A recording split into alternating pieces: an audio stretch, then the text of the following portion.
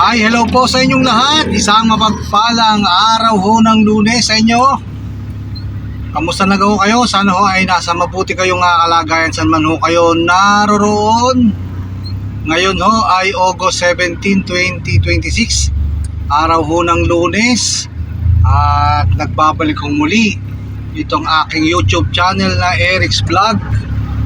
At ngayong araw ho na ito ay pag-usapan ho natin sa aking vlog ho na ito yun hong nababalita na 18 Marines na kung saan ho ay nagsabi noon na nagbigay daw na sila ng mga mali-malitang pera sa mga nakatataas na opisyal ng ating gobyerno, gaya ho nung sinabi nilang nagbigay sila kay Martin Romualdez, ang dating speaker, at ang mga ilan pa hong mga senador na sinabihan nila, at kung sino-sino pa ho ang kanilang pinaratangan, at sinabi nga ho nagdala sila ng mali-malitang kwarta. At sa mga nakalipas ho na araw ay nabalitaan natin ang nangyari ho sa mga ito. Ang updates ay ang nangyari ho ay bumaliktad na muli, o bumaliktad ho sila o yung ilan sa kanila, dahil hindi pala totoo ang kanilang mga pinagsasabi. At lumalabas na pawang kasinungalingan lamang ang kanilang mga pinagsasabi doon sa mga balita. Kaya ito ay kalat na kalat sa buong social media, maging sa pahayagan, sa mga telebisyon, radyo. Itong mga pinagagawa ng 18 Marines na kung saan ay sila po ay nalalayan ng mga ilang kilalang personalidad. Alam natin yung isang attorney ang kumupkup dito. Subalit yun nga ho, ay hindi ho maganda na ang nangyaring ganyan ho, sapagkat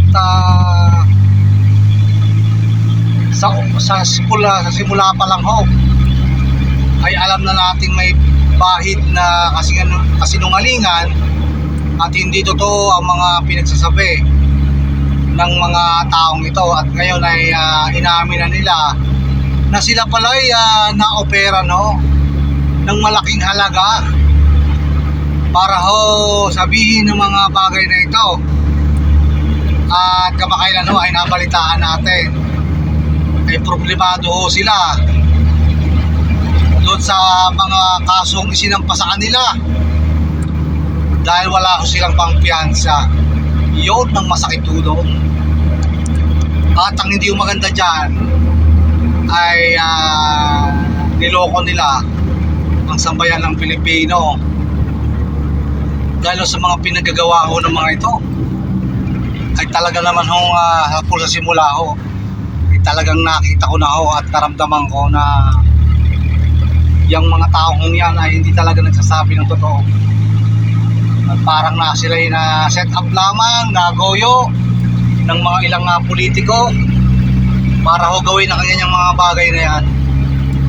Kaya yan ho ang isang matinding balita. Yan ho ang mga sinasabing 18 Marines daw ho ay hindi pala mga bayani, mga sinungaling pala ang mga pinagagawa ho ng mga yan, na hindi ho maganda para ho sa atin na marinig ang mga ganyang akusasyon na hindi pala naman totoo. At parang may nakita pa nga ako dati video na tinutulak yung mga maleta, ay may nagpalabas ho ay hindi pala ho totoo mga sa Pilipinas ho nangyari yun.